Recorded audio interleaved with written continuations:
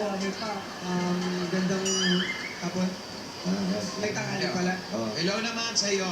Ano ang pangalan at ano ang problema? Pwede po ang problema ko po, iniwanan po ako ng girlfriend ko. Hindi ba siya yung girlfriend? Sa kadahilan na po, siya po. Ay, hindi siya. Anong dahilan? Bakit? Lasinggero daw po ako.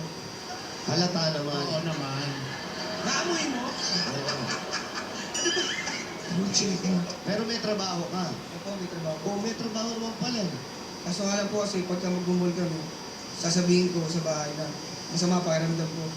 Pero pag pumunta siya sa bahay, nandun lang ako nagiinom. So anong importante sa'yo? Yung pag-inom o yung girlfriend mo? Siyempre yung si girlfriend ko. Oh, sinsara mo naman ang problema dahil naglalasing ka, itigil mo na yung paglalasing mo. Hindi, huwag mo itigil yung paglalasing. Sama yung girlfriend mo, pag nasabi na sa bahay ka, papuntahin mo, mag-inuman ka. Yung pwede rin yun, turuan mo mag-inom ng girlfriend.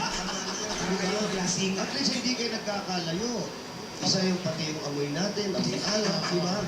Hindi kayo mag-aaway na magbibigayan, pulutan, o sa'yo to, share tayo, pasay na lang, ha? Lakas ka ba uminom? Stood, lintik po talaga.